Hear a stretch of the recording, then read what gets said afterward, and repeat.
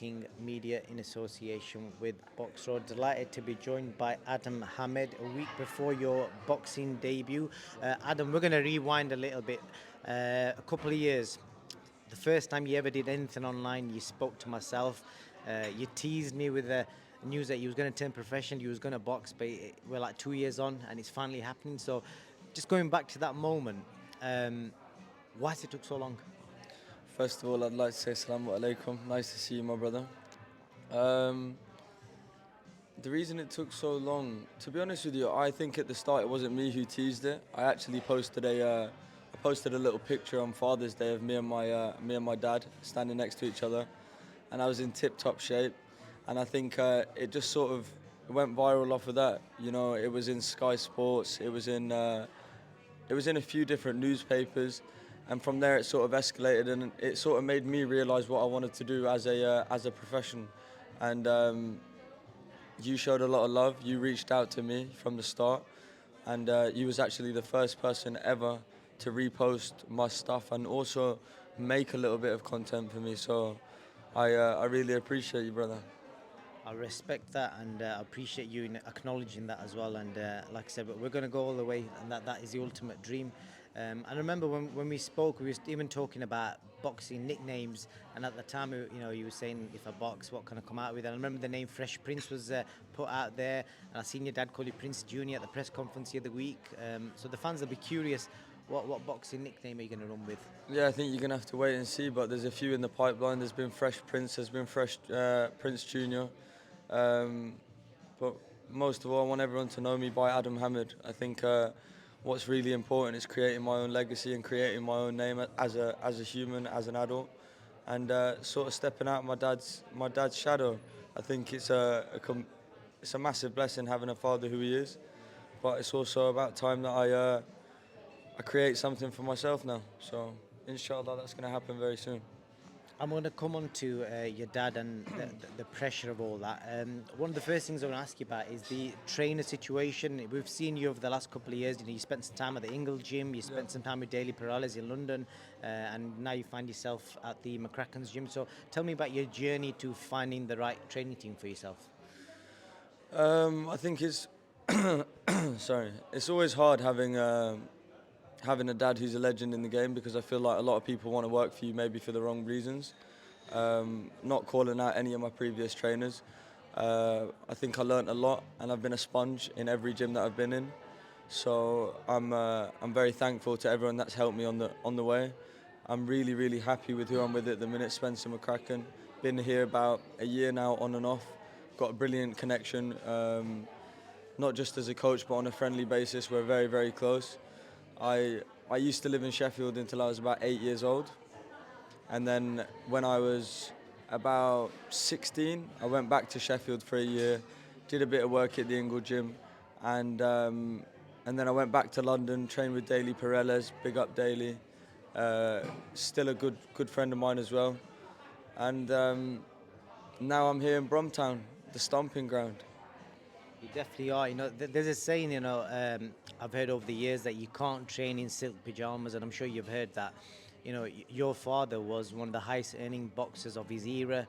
So, yeah, all praise to God for that. And most fans will be having the assumption that you've grown up in silk pajamas. So, how's this guy training? How's he going to dedicate himself to this sport? It's a brutal sport. So, have you got an answer for them people who have got that assumption about you? I feel like I'm going to let my fighting do the talking. I haven't put myself in these gyms and in this position for no reason. I've definitely took myself out of the glitz and glam, and I've been working really hard behind closed doors. Um, Silk pajamas, I've heard that a few times. Do you know what I mean? But take everything as a pro rather than a con. Let them think that if they want to think that. I know what I'm doing, and I know the work that I put in. And no doubt, you just touched on it there that you want to create your own legacy, but you will have seen comments online in your interviews and any content about you, how the connections are constantly made to your father. And you will see a lot of negative stuff as well, because you will have seen that with Campbell Hatton, Conor Benn, Chris Eubank Jr., how they get slated because people are having the expectation that they're going to be good as their fathers. So how are you dealing with that, and what have you kind of prepared yourself for? Yeah, shout out to everyone, all the legends, sons fighting. I just think I just think there's been no one really like my dad before him or after him. So I want to make it very clear that I'm trying to be my own person and I'm not trying to compete with that and I'm not trying to be compared to that. It's obviously going to happen, but yeah, there's only one Nas, 100%. I'm the first one to say that. I'm just trying to be the best version of Adam Hamid. I just want to touch on your relationship with your father. You know, every father-son relationship is different. So just kind of, because we just saw your dad, and if we forget, we don't have a personal relationship with him, but obviously on camera he was flamboyant, confident. You know, he wore his faith on his sleeve. He was loud. He was out there. He didn't care what people thought. What was he like at home, and how was your upbringing? He's the exact same at home. Don't think it's just for the camera. He really is a joker. He's a beautiful father, and most of all, he's a very, very, very good Muslim. Prays 5 times a day, wakes up to go to the masjid for Fajr, fours in the morning, and he doesn't miss a prayer. So he's an inspiration to me. But not only that, I wanna big up Mumsy right now because I feel like a lot of people only want to talk to me about my father. You know what I mean? My mum's been there for me more than anyone in this world. So big up my mum. I love her to bits as well. And there'll be a lot of people out there who've got parents from one background and different backgrounds. Obviously, you've grown up in that type of environment. Any thing you can share with us? What was that like as a young kid growing up?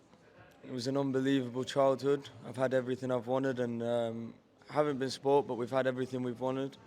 And unbelievable support system at home. Whatever I wanted to do and whatever I intended to do, I would have been supported and backed the whole way.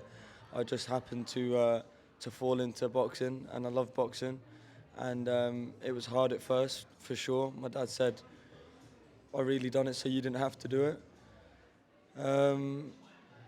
But like I said in previous interviews, you get to an age and you realise you got to do what you want to do, and you got to do what you got to do. So. 100%. And again, you touched on faith there. Just tell me, I know during the Jake Paul Tommy Fury fight, your dad and your brothers, you all went to Mecca and you did the pilgrimage. Just tell me, how was that experience for you guys? It was the first time, wasn't it? It was my first time, definitely a life-changing experience. I'm looking to go back there, inshallah, after this fight, or maybe October sort of time. It was unbelievable. It made my whole Saudi trip. I don't think it was for the Jake Paul though. It's for actually AJV's Usyk. But yeah, unbelievable place, and big up Saudi Arabia and for having us and making us feel so welcome. Alhamdulillah for everything. When your debut was announced, your dad said in the press conference that he won't be interfering in your career, he won't be walking out with you doing the ring walks, etc. Was that like a family decision? Did you talk about that, or that's the first time you heard that? No, it was a bit of a family decision. He wants me to have the limelight and me to take it on my shoulders. I feel like it's always going to be sort of the Nas show, and everyone wants to see what Dad's doing, and I understand that.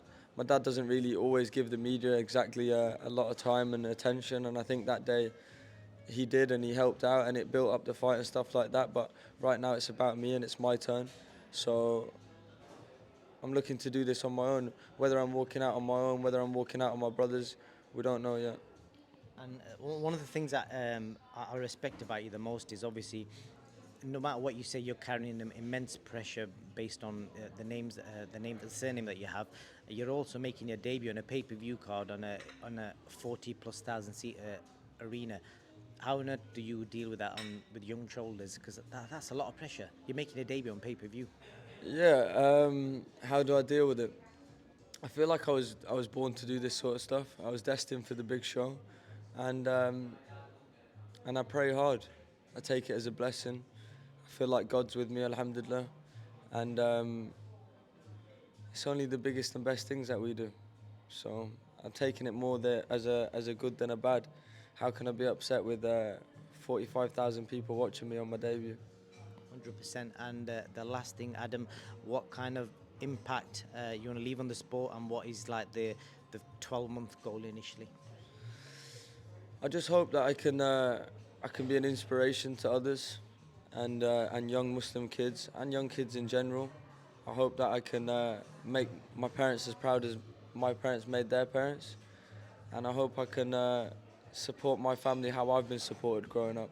I think as a kid it used to upset me behind closed doors, the fact that maybe I'm not going to be this hero father figure like my dad was to me, but but hopefully we can change that, and inshallah I can be as heroic to my kids as my dad was and my mum was. The last thing I want you to do is look at the camera and basically speak directly to the people, because I know this is going to happen. You're going to make your debut. God willing, you're going to look great. But no matter what, there's going to be people out there saying, "Oh, he's not good as his dad," or "He's this, he's that." There's going to be hundreds of comments like that. Thousands. Speak to them people directly, because I want you to like preempt that and just what do you want to tell them? Listen, thank you to the lovers, thank you to the haters. I'm blessed to have you all, and August 26th, I'm coming to get it on proper. I'm coming to give fireworks, and leave everything in Allah's hands. Inshallah, this is going to be an amazing night for me. I know I'm going to get compared a lot to my father, and I'm prepared for that, but just trying to be the best version Adam can be, and I think that'll be good enough. Yeah, and on for my part, a huge shout out to your mum and your father, because they've raised a brilliant young man. Considering the upbringing you could have had, you've turned out great, and I wish you all the best in your professional career. Yeah, man, I just want to big up Boxing King Media, first people to ever put me on the platform, and also big up Box Raw, my number one sponsor since day. So really appreciate you, brother. Thank you for having me today, and inshallah I'll see you very soon. God willing, thank you. Oh, yeah, oh, yeah.